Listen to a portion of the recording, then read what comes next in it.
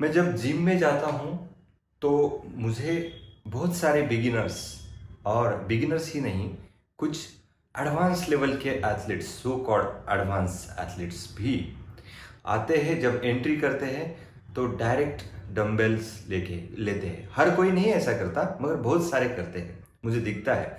Dumbbells लेते हैं और अपना या मशीन पे जाते हैं या डायरेक्टली आप 10 की स्पीड से ट्रेडमिल पे चले जाते हैं और 10 की स्पीड से रनिंग करना स्टार्ट करते हैं।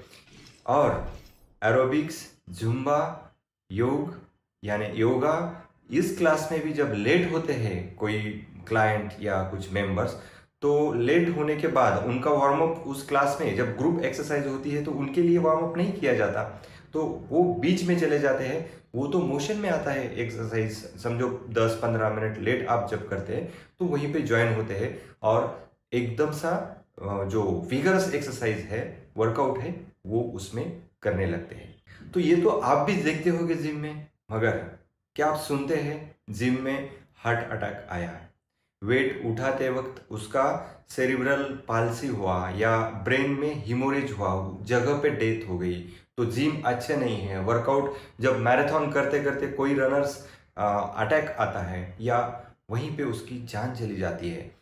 योगा करते वक्त भी कभी कभी हमें ऐसे इंसिडेंसेस मिले हैं। तो दोस्तों, मैं आज इसी टॉपिक पे आपके साथ चर्चा करने वाला हूं और कुछ इंफॉर्मेशन ऐसी दूंगा। ये नहीं किया वर्कआउट करने से पहले और वर्कआउट करने से बाद में तो आपको एक्सरसाइज का फायदा नहीं, नुकसान ही होगा। तो ये सीरियस टॉपिक है मगर सीरियस लेता कोई नहीं, आपकी मर्जी है। मैं तो इंफॉर्मेशन या जो आपको अवेयर करने का मेरा तो काम है, हेल्थ के बारे में, फिटनेस के बारे में, न्यूट्रिशन, साइकोलॉजी, उसके बारे में अवेयर करते रहूँगा मैं। मगर ये वीडियो थोड़ी लंबी हो जाएगी। जो लोग इस बारे में सीरियस है वही ये वीडियो अंत तक देखिए, और जिनको अभी अटेंशन उनका क्या हुआ है, कम हुआ है, आपको 30 सेकंड 15 सेकंड की रील चाहिए और उसमें इंफॉर्मेशन चाहिए, तो वहाँ पे इंफॉर्मेशन सिर्फ आपको अटेंशन ग्रैबिंग के लिए होती है, पूरी इंफॉर्मेशन नहीं होती। यदि अगर आपको पूरी इंफॉर्मेशन लेनी है तो ये वीडियो अंत तक देखिए। तो चलिए, वार्म अप और कूल डाउन, ये हमारा आज का टॉपिक है। वार्म अप यानी क्या? वार्म अप आपको वर्ड से ही समझ में आता है कि बॉडी को वार्म करना है, और कूल डाउन बॉडी को कूल करना है। मगर क्या होते हैं इसके पैरामीटर्स? तो वार्म अप के और कूल डाउन के 3 पैरामीटर्स होते हैं जिससे हमें बॉडी वार्म हुई है या कूल हुई है ये समझ में आता है। तो क्या है ये पैरामीटर्स? नंबर 1, आपका हार्ट रेट। आपका नॉर्मल हार्ट रेट जो होता है 72 या 75 के बीच में। कुछ एथलीट्स जो एथलेटिक हार्ट जो होता है, जो एक्सटेंसिव कार्डियो करते हैं, उनका हार्ट रेट 45 तक भी हो सकता है, मगर नॉर्मल पर्सन का 72 से 75 तक होता है। यदि अगर वो हार्ट रेट ज़्यादा हुआ, रेट उसका जो है, हार्ट रेट यानी क्या, 1 मिनट में आपका हार्ट कितनी बार पंप करता है, बीट करता है, तो उसको बोलते हैं हार्ट रेट। और ये हार्ट रेट नॉर्मल से जब हम हाई लेवल पे लेके जाते हैं, हम एक्टिवली, अपने आप नहीं होता, आप चल बैठते हैं और अपना हार्ट रेट जब बढ़ जाता है तो आपका साइकोलॉजिकल कुछ इमोशनल इश्यू हो सकता है या हार्ट का प्रॉब्लम हो सकता है। मगर आप जब हार्ट रेट बढ़ाते हैं एक्टिविटी से, फिजिकल एक्टिविटी से आप जब बढ़ाते हैं तो आपका वार्म अप हो सकता है। Then respiratory rate. रिस्पायरेटरी यानी एक रिस्पायरेशन, यानी आप जब इनहेल करते हैं और एक्सहेल करते हैं तो एक रिस्पायरेशन होता है। नॉर्मली 18 to 20 आपका 1 मिनट में रिस्पायरेशंस होते हैं, तो उसको रिस्पायरेटरी रेट कहते हैं। वो भी 25 to 30 तक चला जाता है तो बॉडी वार्म होने के चांसेस है। तीसरा क्या है? टेम्परेचर।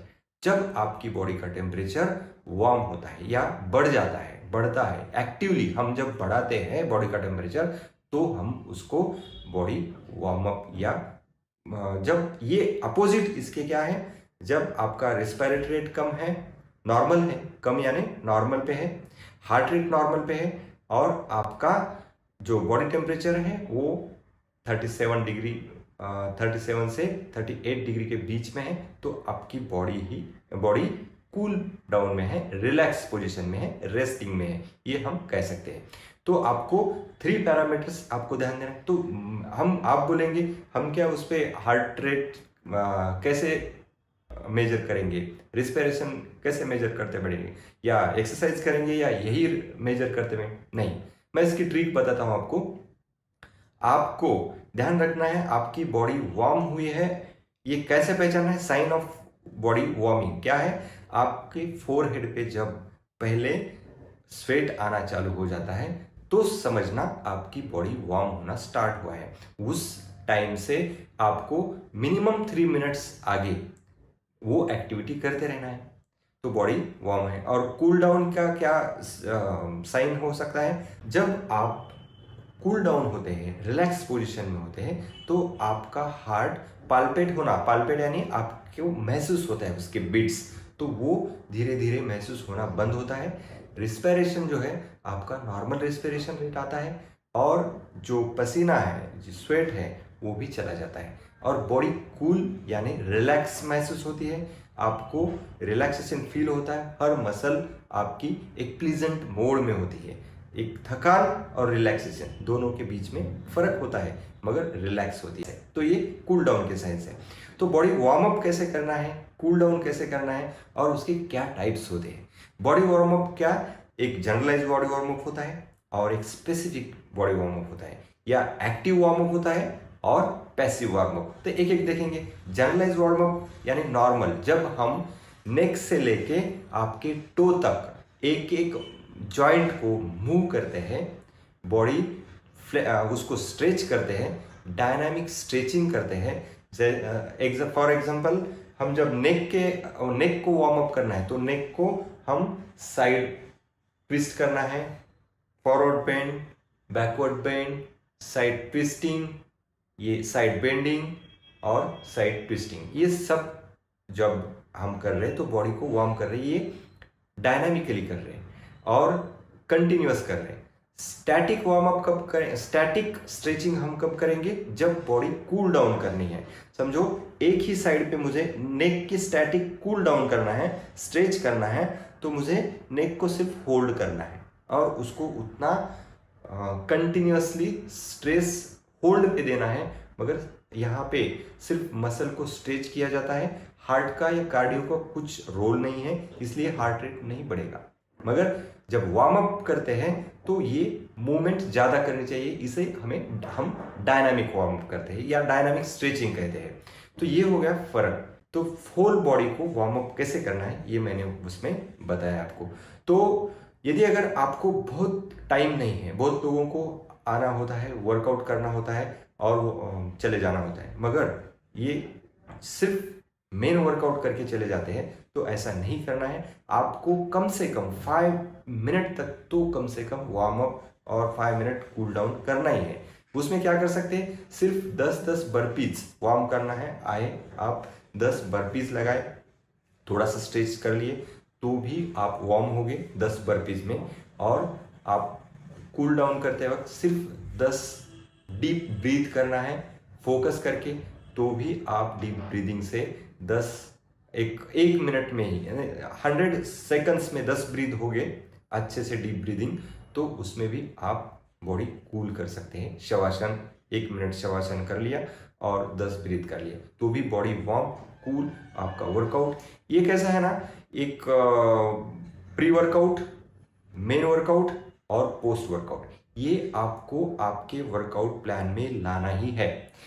ये क्यों लाना है? समझो नहीं किया तो क्या होगा, आपका क्वेश्चन होगा, ये करने से क्या होगा? देखिए इसके पीछे का साइंस क्या है। मगर मैक्सिमम 99% तो लोग सुबह वर्कआउट करते हैं, रात भर बॉडी तो रिलैक्स होती है, मसल रिलैक्स होते हैं।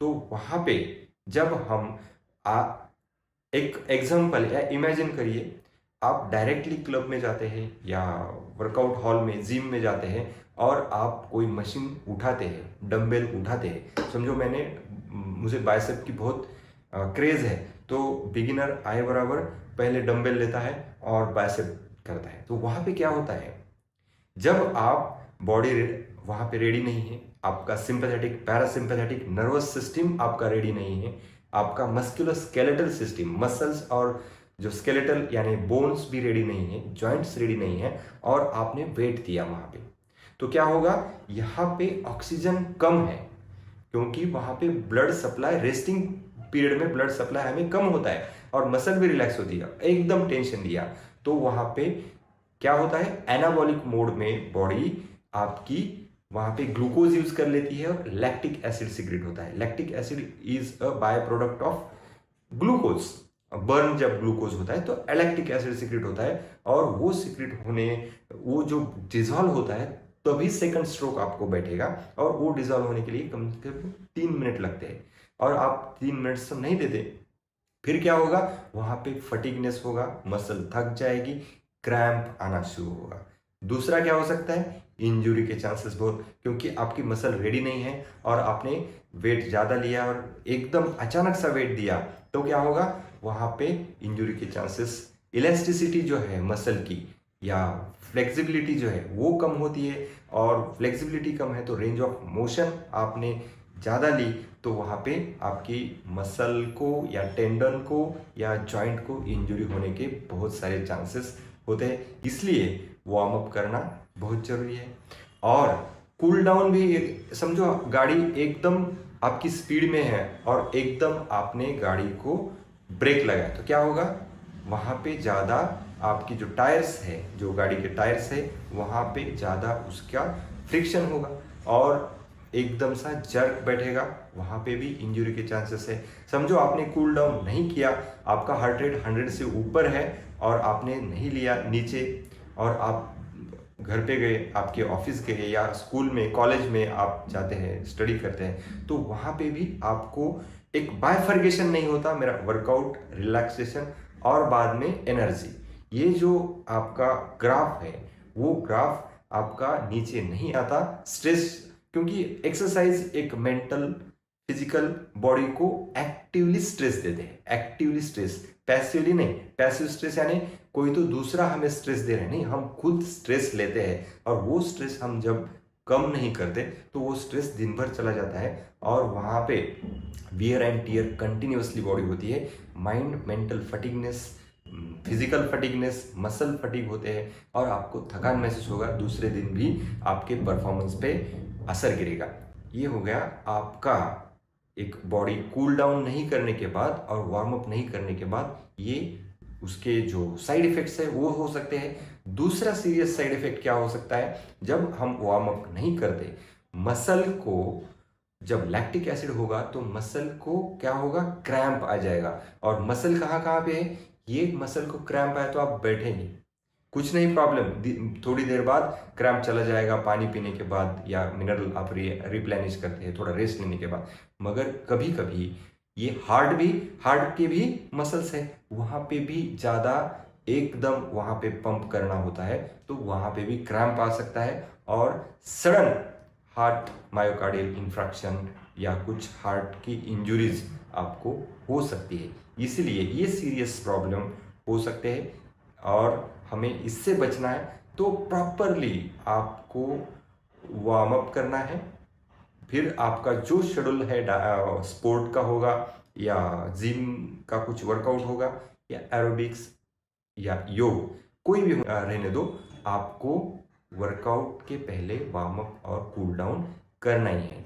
फिर हम एक्टिवली वार्म अप कर सकते हैं, एक्टिव यानी एक्सरसाइज करके, या थोड़ा सा जॉगिंग, रनिंग और बॉडी करो, या कूल डाउन करते वक्त भी यदि अगर आपको धीरे धीरे धीरे आपकी रनिंग है तो जॉगिंग पे आइए, जॉगिंग है तो वॉकिंग पे आइए, और बाद में रेस्टिंग पे भी रेस्ट भी कर सकते हैं, और हम बॉडी कूल डाउन कर सकते हैं। स्पेसिफिक वार्म अप और जनरलाइज वार्म अप, मैंने जैसे बताया कि आपको जनरलाइज वार्म अप यानी फुल बॉडी वार्म अप करना है, मगर जनरलाइज वार्म अप करके ही मेरा कहना है कि आप स्पेसिफिक वार्म अप कर सकते हैं। स्पेसिफिक वार्म अप यानी समझो आपका लेग डे है और आज आपको लेग करना है, तो कुछ बंदे क्या करते हैं, सिर्फ लेग का वार्म अप करते हैं। वार्म अप यानी एक मिनिमम वेट लेके लेग प्रेस करेंगे या कुछ स्क्वाट्स करेंगे और बाकी वार्म नहीं करेंगे, वो भी चलेगा, मगर आपका हार्ट रेट उतना आप लाने की कोशिश करिए, और आपको पहले पसीना जब तक नहीं आता या आप कोल्ड वेदर में हैं तो आपका कम से कम हार्ट रेट 100 से ऊपर जब तक नहीं चला जाता, आपको महसूस होगा, फील होगा बॉडी वार्म है and my body is ready to take the tension and physical activity.